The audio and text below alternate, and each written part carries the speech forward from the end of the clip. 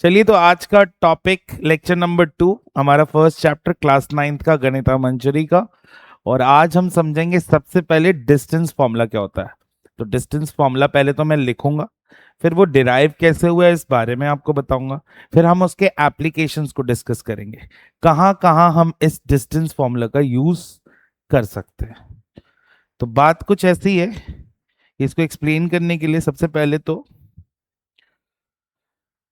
मैं distance formula लिखता हूं। डिस्टेंस फॉर्मूला,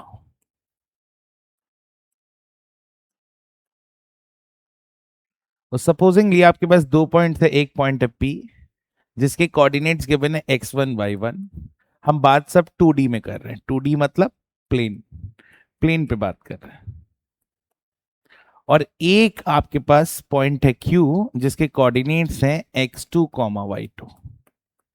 ये 2 पॉइंट्स आपको एक प्लेन में गिवन है और आपको इसके बीच का डिस्टेंस निकालना है। तो एक्चुअली जो डिस्टेंस फॉर्मूला होता है फॉर 2D के लिए बात करेंगे, तो डिस्टेंस फॉर्मूला फॉर 2D ऐसे लिखा जाता है, P Q is equals to root over x2 minus x1 का whole square plus y2 minus y1 का होल स्क्वायर।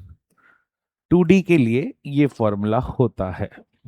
और अगर मैं आप देखो यहां पर, अगर मैं इसको स्क्वायर करना चाहूं तो जब स्क्वायरिंग बोथ साइड्स करूंगा तो ये पी क्यू स्क्वायर हो जाएगा, और जब इसका स्क्वायर करेंगे तो रूट का जब भी स्क्वायर होता है तो रूट हट जाता है और फॉर्मूला बन जाएगा x2 माइनस x1 का whole square plus y2 minus y1 का होल स्क्वायर। तो ये हो जाता है फॉर्मूला। अब इसी फॉर्मूला को अगर 3D स्पेस के 2 पॉइंट्स के बीच की बात की जाए, फॉर 3D स्पेस, स्पेस की बात कर ली जाए, तो वहां पर ये जो कोऑर्डिनेट्स हैं वो थोड़े से चेंज हो जाएंगे और एक थर्ड कोऑर्डिनेट और आ जाएगा, क्योंकि वहां पर एक थर्ड एक्सेस और अप्लाई हो जाता है। तो ये x1 y1 z1 and q को लिखना होगा मैं x2 y2 और z2। और उस टाइम पे जो फॉर्मूला होगा pq का वो हो जाएगा एज इट इज, आपको कुछ भी चेंज नहीं करना, बस ऐड ऑन करना है x2 माइनस x1 का whole square plus y2 minus y1 का whole square plus z2 minus z1 का होल स्क्वायर। ये जो फॉर्मूला है ये 3D के लिए, जब आपको किसी भी पॉइंट के पोजीशन या लोकेशन बताने के लिए 3 कोऑर्डिनेट्स की जरूरत होती है एक्स वाई जेड। लेकिन अभी तो हमारे सिलेबस में ये है प्लेन वाला, तो अभी हम इसी पे अपना कंसंट्रेशन रखेंगे, इसी को समझेंगे ये फॉर्मूला बना कैसे। तो बहुत आसान सा है, कोई ज्यादा डिफिकल्ट है नहीं, आपको बड़ी इजीली समझ में आ जाएगा। तो पहले हम इस फॉर्मूला को डिराइव करते हैं और फिर इसको एप्लीकेशंस में लेंगे। तो इसके लिए मुझे कंस्ट्रक्ट करना होगा एक कार्टेशियन प्लेन कुछ इस तरीके से, और ये हो गया आपका नेगेटिव एक्स, ये हो गया आपका नेगेटिव वाई, ये हो गया आपका पॉजिटिव एक्स, ये हो गया आपका पॉजिटिव वाई। और 2 पॉइंट्स कंसिडर कर रहा हूं, इजी है ज्यादा समझना तो हम इस फर्स्ट क्वाड्रेंट में, क्योंकि दोनों पॉजिटिव होते हैं तो आपको डील करना भी थोड़ा आसान हो जाएगा। तो एक पॉइंट तो ये ले रहा हूं, और ये जो पॉइंट है वो पी पॉइंट है, और इसके जो कोऑर्डिनेट्स है वो है x1 y1, जैसा कि मैंने यहां लिख रखा है। वैसे ही एक पॉइंट कुछ इधर कंसिडर कर लेता हूं, ये पॉइंट Q है और इसके कोऑर्डिनेट्स है x2 y2। तो ये 2 पॉइंट्स हैं और इनके बीच की मुझे डिस्टेंस निकालनी है। तो सबसे पहले मैं इन पॉइंट्स को रीच करता हूं। रीच करने के लिए मुझे क्या करना होगा बेटा, यहीं से शुरुआत होती है ओरिजिन से, और मुझे अगर इस पॉइंट को रीच करना है तो यहां से यहां तक कुछ डिस्टेंस ट्रैवल करना है। और वो कैसे पता करते बेटा कितना डिस्टेंस हम यहां से यहां ट्रैवल करेंगे, तो इसके एक्स कोऑर्डिनेट को देखो, तो यहां से यहां मुझे मूव करना होगा x1 यूनिट्स। कितना मूव करना होगा, x1 यूनिट्स। फिर इसके y कोऑर्डिनेट को देखो, इतना ही मुझे y डायरेक्शन में चलना होगा और मुझे वो पॉइंट मिल जाएगा। तो y1 है, तो यहां से इसको मैं ज्वाइन करूंगा, ठीक है। तो एक तरीके से ये वाला जो पार्ट है, ये वाला पार्ट, ये मेरा y1 होने वाला है। अगर ये y1 है तो ये वाला भी कितना होगा, इसको मैं ऐसे डॉटेड लाइन से जोड़ देता हूं, ये भी मेरा y1 हो जाएगा। ठीक उसी तरीके से इस पॉइंट को अगर मुझे रीच करना है, फिर से ओरिजिन से शुरुआत होगी, मुझे यहां से पॉजिटिव एक्स डायरेक्शन में यहां तक इसके जस्ट नीचे तक आना होगा। ठीक है। अच्छा, मैं इसके कोऑर्डिनेट्स भी लिखूंगा, थोड़ी देर बाद सारे कोऑर्डिनेट्स में लिखने वाला हूं, आप इससे और बेटर समझ पाएंगे। लेकिन मुझे यहां से यहां तक कितना चलना होगा, तो इसके एक्स कोऑर्डिनेट को ऑब्जर्व करेंगे, दैट इज x2, तो यहां से यहां तक हम x2 मूव करेंगे। और उसके बाद उस पॉइंट पे पहुंचने के लिए मुझे y की डायरेक्शन में मूव करना है, और उसका पता मुझे इसके y के कोऑर्डिनेट से चलेगा, तो मुझे चलना है y2। तो सबसे पहले तो मैं इनको ज्वाइन कर लेता हूं, ये मैंने y एक्सिस से ज्वाइन कर लिया, और ये मैंने इसको x एक्सिस से ज्वाइन कर लिया। तो ये वाला जो पार्ट है, this is going to be y2, तो ये वाला भी y2। अगर ये चीजें आप आइडेंटिफाई कर पाए तो कोऑर्डिनेट्स मार्क कर लेते हैं। इसका कोऑर्डिनेट क्या हो जाएगा बेटा, तो देखो x1 चले और ये x एक्सिस का पॉइंट है, तो इसके कोऑर्डिनेट्स हो जाएंगे x1, 0। इसके क्या हो जाएंगे बेटा, x2, 0। इसके क्या हो जाएंगे बेटा, ये y1 है, तो इस पॉइंट को रीच करने के लिए हमें क्या करना होगा, सिर्फ y के डायरेक्शन में जाना है, तो इसका x कोऑर्डिनेट 0 है, ये हो जाएगा y1, 0, y1। और इसके क्या हो जाएंगे बेटा, 0, y2, क्योंकि इसको रीच करने के लिए मुझे x पे तो चलने की जरूरत नहीं है, सिर्फ y पे चलना, वो भी कितना चलना है, y2 चलना है। ठीक है, तो ये तो हो गया फिगर कंप्लीट। और अब हम क्या करेंगे बेटा, देखो थोड़ा सा अपना दिमाग क्लियर करते हुए इसको ज्वाइन कर लेते हैं, जिस डिस्टेंस को हमें निकालना है इसको मैंने ज्वाइन कर लिया। और आपको क्या करने की जरूरत है, सिर्फ यहां से एक राइट एंगल मार्क, एक राइट ट्रायंगल बनाने की जरूरत है, जिसमें एक साइड तो ये हो जाएगी और एक ये वाली साइड हो जाएगी। हमें फाइंड आउट पी क्यू करना है। तो जैसे ही मैंने ये मार्क किया तो एक राइट एंगल ट्रायंगल आपके पास मिला, इसमें ये है 90 डिग्री, और इसके ऑपोजिट वाली जो साइड है वो हाइपोटेन्यूज होने वाली है। 90 के ऑपोजिट जो साइड होती है वो राइट एंगल ट्रायंगल की सबसे बड़ी साइड होती है, और उसको हम हाइपोटेन्यूज कहते हैं। अब क्या है बेटा बात, तो मुझे ये दोनों साइड अगर पता चल जाए तो मेरा काम हो जाए, एक तो ये और एक तो ये। अब ये है x2 और ये है x1, तो ये बचा कुचा पार्ट कितना होगा बेटा, x2 माइनस x1। अब ये है y1, ये है y2, तो ये बचा कुचा पार्ट कितना होगा बेटा, तो y2 बड़ा है, तो y2 माइनस y1। तो मुझे एक राइट एंगल ट्रायंगल की वो दो साइड्स मिल गई जो 90 डिग्री बना रही है, और मुझे पता है कि हाइपोटेन्यूज निकालने के लिए क्या करते हैं, और हाइपोटेन्यूज है क्या मेरा, हाइपोटेन्यूज ही मेरा पी क्यू है, और उसको निकालने के लिए हम एक स्क्वायर रूट लगाते हैं, और जो दोनों साइड होते हैं उसके स्क्वायर करके सम कर देते हैं, यानी x2 माइनस x1 का होल स्क्वायर हो जाएगा, प्लस y2 माइनस y1 का होल स्क्वायर हो जाएगा। और कुछ इसी तरीके से हम हाइपोटेन्यूज निकाल लेंगे एक राइट एंगल ट्रायंगल का जो हमने बनाया था, और उसी के आइडिया से मुझे ये पता चल जाएगा कि पी क्यू किस तरीके से निकलेगा। और अगर पी क्यू जो दो पॉइंट्स थे उनके बीच का जो ये जो फॉर्मूला है, इसी फॉर्मूले को कहते हैं डिस्टेंस फॉर्मूला। मैंने ऊपर भी लिख रखा है ये फॉर्मूला, आप चेक कर लीजिए, एज इट इज मैच करेगा। ठीक है, इसको हमने डिराइव कर लिया, कुछ लॉजिक्स बिठाए, राइट एंगल ट्रायंगल बनाया, वैल्यूज लिखी, और हमें पता चल गया कि फॉर्मूला क्या बनने वाला है। तो इस तरीके से डिस्टेंस फॉर्मूला डिराइव होता है, और मैंने इनिशियली जो दो पॉइंट्स लिए थे उससे डायरेक्टली आपके पास डिस्टेंस फॉर्मूला लिख दिया था, और इसको मैंने अभी डिराइव करके भी आपको समझा दिया कि फॉर्मूला आया कहां से। थोड़े ज्योमेट्रिकल अप्रोच होते हैं जो कार्टेशियन प्लेन पे आपको अप्लाई करने होते हैं, और आप फॉर्मूला इजीली क्रिएट कर सकते हो। 3D के लिए ये फॉर्मूला रहेगा, बस इसमें होने वाला क्या है बेटा, किसी भी पॉइंट के दो कोऑर्डिनेट की जगह पे तीन कोऑर्डिनेट्स हो जाएंगे, और दूसरे पॉइंट के भी तीन कोऑर्डिनेट्स, और बस इसमें एड ऑन हो जाएगा z2 माइनस z1 का होल स्क्वायर। ठीक है, ठीक है। नेक्स्ट क्या है बेटा, अगर मैं आपसे पूछूं कि ओरिजिन से किसी पॉइंट की डिस्टेंस को बताना है तो क्या करें, तो देखो डिस्टेंस फॉर्मूला का आप एप्लीकेशंस पढ़ेंगे। एप्लीकेशंस कैसे कैसे आप इसके बारे में सोच सकते हो और कहां कहां ये एप्लीकेशंस में यूज होता है। तो पहले distance from, distance of origin from any point। तो सबसे इंपॉर्टेंट बात इसके अंदर आपको यह समझनी है कि आपको लेना है, आपको पता होना चाहिए कि पॉइंट के कोऑर्डिनेट्स क्या है। तो मान लेते हैं पॉइंट है, उसके कोऑर्डिनेट्स x, y है, एंड एक ओरिजिन है, और आपको पता है ओरिजिन का x भी 0 होता है और y भी 0 होता है। तो मान लो आपको OP निकालना है, ओरिजिन से किसी पॉइंट तक की डिस्टेंस, ठीक है। तो इसको तो मैं मान लूंगा x2, इसको मान लूंगा y2, ये मेरा हो जाएगा x1, ये मेरा हो जाएगा y1। और हमें पता है डिस्टेंस फॉर्मूला दो पॉइंट्स के बीच में कैसे निकाला जाता है, x2 माइनस x1 का whole square plus y2 minus y1 का होल स्क्वायर। तो ये हो जाएगा x माइनस 0 का whole square plus y minus 0 का होल स्क्वायर। अब जिसका आप x2 लोगे उसी का y2 होगा, जिसको आप x1 मानोगे उसी को आप y1 मानोगे। आप x1 y1 इसको भी मान सकते थे और x2 y2 इसको भी मान सकते थे, तो भी यही आता।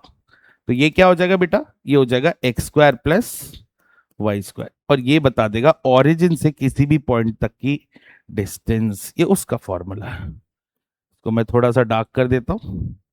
ये पहला एप्लीकेशन है कि ओरिजिन से हम किसी भी पॉइंट तक की डिस्टेंस को बाय डिस्टेंस फॉर्मूला कैसे निकालेंगे। तो जो भी उसकी एक्स की वैल्यू उसका स्क्वायर कर दो, प्लस जो भी उसकी वाई की वैल्यू है उसका स्क्वायर कर दो, और दोनों को सम करके रूट के अंदर प्रेजेंट कर लो। अच्छा, अब मैं आपसे ये कहता हूं बेटा, थोड़ा सा बात करते हैं ट्रायंगल्स की। ट्रायंगल्स तो बहुत सारे टाइप के होते हैं, और मान लो आपको 3 पॉइंट्स गिवन है। मान लो एक P है जिसके कोऑर्डिनेट्स है x1 y1, एक Q है जिसके कोऑर्डिनेट्स हैं x2 y2, और एक R है जिसके कोऑर्डिनेट्स है x3 y3। अब 3 पॉइंट्स अगर आपको गिवन है तो आप कितने डिस्टेंसेस निकाल सकते हो। तो जब आपको 3 पॉइंट्स गिवन होते हैं तो आप देखो कितने डिस्टेंसेस निकाल सकते हो। आप पी क्यू निकाल सकते हो, पी क्यू एक डिस्टेंस हो जाएगी। किससे निकाल सकते हो, डिस्टेंस फॉर्मूला से। फिर आप क्यू आर भी निकाल सकते हो, ये दूसरी डिस्टेंस हो जाएगी। और एक तीसरी डिस्टेंस आप पी आर भी निकाल सकते हो, तो आप पी आर भी निकाल सकते हो। तो अगर आपको 3 कोऑर्डिनेट्स गिवन है तो आपको साफ पता है कि जब 3 कोऑर्डिनेट्स गिवन है तो 3 कोऑर्डिनेट से सबसे छोटा पॉलीगन बना सकते हैं, और उस सबसे छोटे पॉलीगन को ट्रायंगल कहते हैं। सबसे छोटे पॉलीगन को, क्लोज फिगर, प्लेन फिगर, उसको हम ट्रायंगल कहते हैं, ठीक है।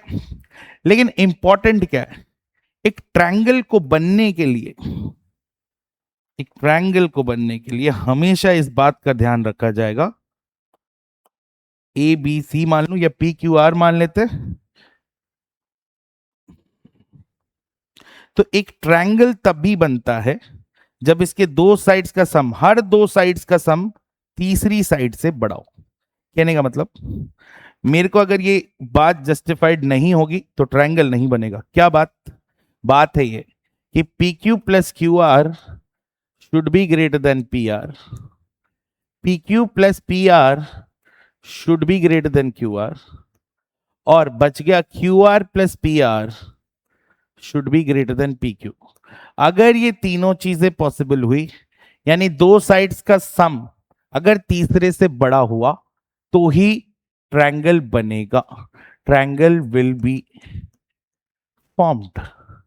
और अगर ऐसा नहीं हुआ तो आप geometrically with compass and pencil try कर लो और ट्रायंगल बनाने की कोशिश कर लो, ट्रायंगल नहीं बनता है।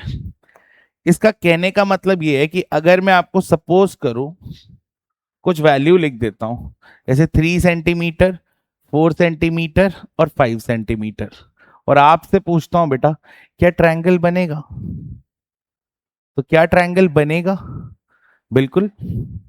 जब आपको 3 पॉइंट्स ऐसे गिवन है तो आपको चेक करना होगा ट्रायंगल बनने के लिए, तो 3 + 4 कितना होगा, 7, विच इज ग्रेटर देन 5। एक बात जस्टिफाइड हो गई। फिर दूसरी 4 + 5 is equals to 9, which is greater than 3, ये बात भी जस्टिफाइड हो गई। और तीसरा 3 + 5 which is equals to 8 and that is greater than 4, ये तीसरी बात भी जस्टिफाइड हो गई।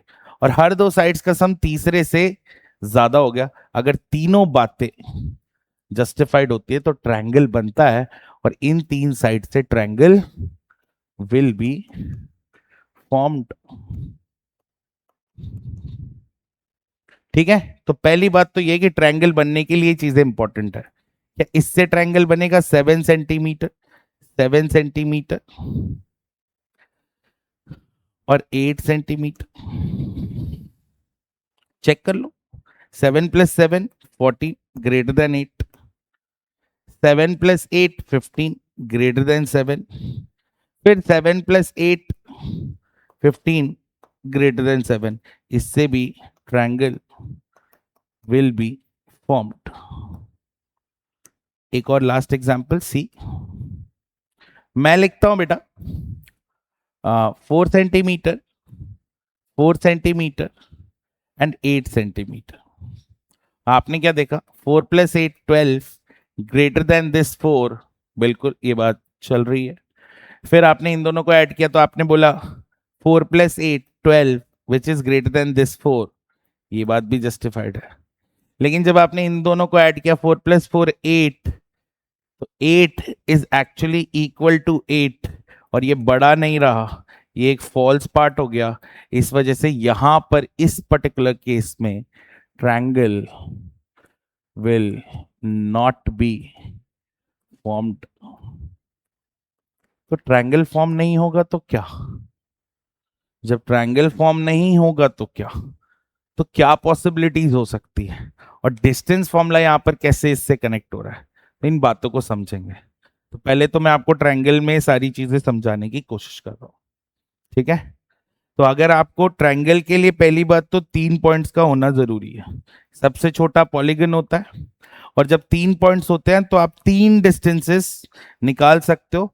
बाय डिस्टेंस फॉर्मूला आप पी क्यू भी निकाल सकते हो, क्यू आर भी निकाल सकते हो और पी आर भी निकाल सकते हो। अब इसी ट्रायंगल में पहले तो अलग अलग केसेस को ऑब्जर्व करते हैं। देखिए यहां पर इसी ट्रायंगल का केस नंबर 1 उठाते हैं। ऐसा मान लीजिए कि आपका पी क्यू, क्यू आर और पी आर तीनों ही इक्वल आ गए, इक्वल डिस्टेंसेस आ गए, सारे के सारे इक्वल डिस्टेंसेस। तो आपके दिमाग में एक चीज चमकती होगी। क्या चमकती है? अरे सर ऐसा ट्रायंगल तो कुछ स्पेशल ट्रायंगल होता है। तीनों ही डिस्टेंसेस हम डिस्टेंस फॉर्मूला से निकाल लेंगे अगर हमें पॉइंट्स गिवन है तो। हर दो पॉइंट्स के बीच में क्या लग सकता है? Distance formula. और उस डिस्टेंस फॉर्मूला से हम डिस्टेंसेस निकाल सकते हैं। और मान लो ये डिस्टेंसेस इक्वल हो गई तो आपके दिमाग में क्या क्लिक करता है? कौन सा ट्रायंगल है? इक्विलैटरल ट्रायंगल हो जाएगा। दूसरी बात, अगर इसके अंदर मैं ऐसा समझूं कि दो साइड्स इक्वल मिली, दो साइड्स इक्वल मिली, two sides equal,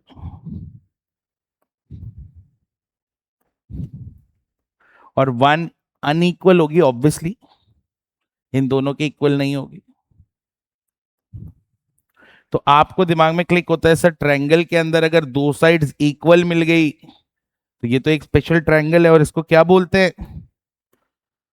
isosceles triangle होता है।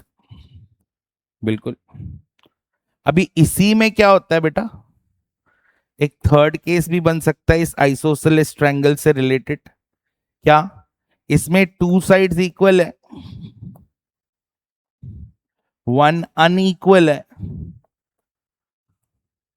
और इस आइसोसेलेस ट्रायंगल में कुछ स्पेशल हो रहा है। क्या हो रहा है? पहले तो दो साइड्स इक्वल आ रही है तो उसकी वजह से ये आइसोसेलेस हो गया, और इसके अंदर ऐसा हो रहा है कि किसी भी, अगर मान लो ये ए साइड है, ए लेंथ है, इसकी डिस्टेंस फॉर्मूला से इसकी लेंथ ए आई, इसकी लेंथ बी आई और इसकी लेंथ सी आई, और किसी वजह से क्या हो रहा है इसके अंदर A square plus B square is equals to C square हो जा रहा है। यानी किसी भी डिस्टेंस फॉर्मूला से जब हमने तीन साइड्स निकाली तो किसी में भी ऐसा हो रहा है कि दो साइड्स के स्क्वायर का सम तीसरे साइड के स्क्वायर के इक्वल हो रहा है। तो ये आइसोसेलेस भी हो जाएगा साथ में, क्योंकि ये पाइथागोरस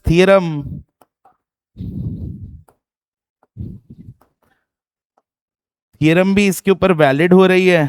तो उससे हमें ये समझ में आता है कि आइसोसेलेस के साथ साथ ये एक राइट एंगल ट्रायंगल भी होगा।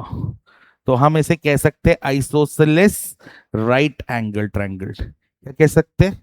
Isosceles right angle triangle. अच्छा, नेक्स्ट केस क्या हो सकता है? नेक्स्ट केस देखिए, आपने तीन डिस्टेंसेस निकाली, कौन कौन सी? जब तीन कोऑर्डिनेट्स है तो एक पी क्यू निकाली थी, एक क्यू आर निकाली थी और एक पी आर निकाली थी। और ऐसा हुआ कि ये तीनों ही आपस में अनइक्वल हो जाए, एक भी एक दूसरे के इक्वल नहीं है, कोई सा भी इक्वल की सिचुएशन ही नहीं है। तो आपको पता है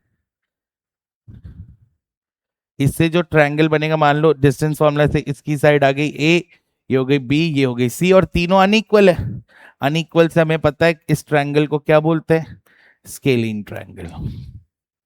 हिरॉन्स फॉर्मूला में इसके बारे में और जानेंगे आप, इसका एरिया निकाल सकते हैं। हिरॉन्स अ मैथमेटिशियन जिसने तीन अनइक्वल साइड्स का एरिया निकालने का फॉर्मूला बनाया था। बाकियों के लिए इजी होता है ज्योमेट्रिकली बनाना, स्केलिन के लिए was difficult. How he made it, इसको पढ़ेंगे हम डिटेल में। और एक आखिरी केस जो हमने स्टार्टिंग में ही डिस्कस कर लिया था, ट्रायंगल फॉर्मेशन होगा नहीं होगा। ऐसा भी तो हो सकता है कि ये जो 3 पॉइंट्स की मैं बात कर रहा हूं वो एक ही लाइन में आ जाए। जब 3 पॉइंट्स एक ही लाइन में आ जाएंगे, 3 पॉइंट्स जब एक लाइन में नहीं आते तो ट्रायंगल बनता है, और जब 3 पॉइंट्स एक लाइन में आ जाते हैं तो ट्रायंगल नहीं बनता। और जब ट्रायंगल नहीं बनता तो इन पॉइंट्स को क्या कहते हैं? तो इन पॉइंट्स को जरा जोड़ के देखते हैं। इस तरीके से पहले तो ये जुड़ेंगे, 3 पॉइंट्स थे आपके, एक था P, एक था Q और एक था R। अभी इस पर्टिकुलर केस की बात कर लेंगे, ठीक है? तो ट्रायंगल तो बना नहीं, इसका मतलब यह है कि दो साइड का सम किसी भी एक पैटर्न पे, इनमें से किसी एक पैटर्न पे वो बात फुलफिल नहीं हुई, इसलिए ट्रायंगल नहीं बना। तो यहां पर इन पॉइंट्स को कहा जाता है collinear points. Collinear points, all the points are lying on one particular line. और जब पॉइंट्स कोलिनियर होते हैं तो देखते ही आपको पता चलता होगा कि आप पी और क्यू के बीच में डिस्टेंस निकाल सकते हैं। बिल्कुल, अगर आपको इसके कोऑर्डिनेट्स दे दिए जाएं तो आप ये डिस्टेंस फॉर्मूला से पी क्यू के बीच की डिस्टेंस निकाल लेंगे, आप क्यू आर के बीच की भी डिस्टेंस निकाल लेंगे, और आप पी और आर के बीच की भी डिस्टेंस निकाल लेंगे। और जब आपके पास तीन डिस्टेंसेस आ जाएगी और किसी वजह से मान लो कोई भी सेट इसमें फॉलो हो जाए कि P Q plus Q R is equals to P R, या फिर Q R plus P R is equals to P Q, या फिर P Q plus P R is equals to Q R, कोई भी set इसमें से follow हो जाए तो पॉइंट्स क्या हो जाएंगे? पॉइंट्स हो जाएंगे कोलिनियर पॉइंट्स। और साफ बात है, triangle will not be formed, triangle form नहीं करेगा। तो ये तो सारी बातें हैं ट्रायंगल से रिलेटेबल। डिस्टेंस फॉर्मूला तो दो पॉइंट्स के बीच में डिस्टेंस निकालने के लिए होता है, लेकिन उस डिस्टेंस फॉर्मूला के एप्लीकेशंस में हम बहुत कुछ पता लगा सकते हैं। पता लगा सकते हैं कि ट्रायंगल किस शेप का होगा, और उस ट्रायंगल को अपन नाम क्या देंगे? पहला इक्विलैटरल हो सकता है, आइसोसेलेस हो सकता है, आइसोसेलेस राइट एंगल ट्रायंगल हो सकता है, हो सकता है कि वो सिर्फ एक और केस, ये भी तो पॉसिबिलिटी हो सकती है बेटा, फिफ्थ के बाद ये सिक्स्थ वाली, कि वो एक सिर्फ राइट एंगल ट्रायंगल ही हो। मतलब ऐसा जरूरी थोड़ी है, क्या ये राइट एंगल ट्रायंगल होता है? क्या ये सेट होता है? आपने पढ़ा होगा 5, 12 और 13, क्या ये राइट एंगल ट्रायंगल है? चेक कर लेते, ये 90 डिग्री है, तो 5 का square plus 12 square is what? 25 plus 144, that is 169। और 169 एक्चुअली 13 का स्क्वायर होता है, और 13 इज योर हाइपोटेन्यूज। ठीक है, तो 90 डिग्री जो दो साइड्स बना रही हैं उनके स्क्वायर का जब मैंने सम किया तो मुझे हाइपोटेन्यूज का स्क्वायर मिला। तो ये ऑब्वियसली ये तीनों जो साइड्स हैं, ये तीनों जो पेयर्स बना रहे हैं आपस में 5, 12 और 13, ये एक राइट एंगल ट्रायंगल को फॉर्म करते हैं। ठीक है, अब मेरा ये कहना है कि ऐसी पॉसिबिलिटी हो सकती है कि सिर्फ कुछ इक्वल विक्वल नहीं आ रहा डिस्टेंस फॉर्मूला से निकालने पे, लेकिन पाइथागोरस अप्लाई हो रहा है किसी वजह से।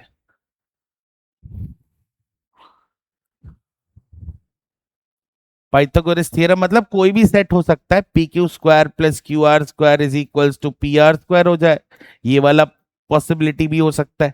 ये भी पॉसिबल हो सकता है कि P Q square plus P R square is equals to Q R square. मतलब आपको चेक कर लेना है किसी भी दो साइड, मतलब आप जब तीन साइड्स निकाल लोगे तो उन तीन साइड्स के अंदर आप क्या देखोगे, किसी भी दो साइड के स्क्वायर का जो सम है वो तीसरे साइड के स्क्वायर के इक्वल हो जाए। तो पॉसिबिलिटीज में सब आ जाएंगे, ये भी और एक और जो बच गया जो कि Q R square plus P R square is equals to P Q square, ये वाली पॉसिबिलिटी भी बन जाए।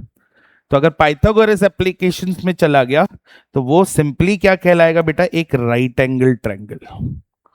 तो ये वाली पॉसिबिलिटी भी है, और ये सब डिस्टेंस फॉर्मूला के एप्लीकेशंस हैं। तो ट्रायंगल की सारी पॉसिबिलिटीज को क्लियर करते हुए हम डिस्टेंस फॉर्मूला को किस तरीके से एप्लीकेशंस में यूज कर सकते हैं, ये आपको मैंने सिखाया। क्वेश्चंस करेंगे और डिटेलिंग आएगी आपके पास, तो आप वेट कीजिए और इंतजार कीजिए और अच्छे से समझिए चीजों को, कि बेसिक्स है और एक बार सीखना होता है, अच्छे से सीखना है हमें। Thank you so much.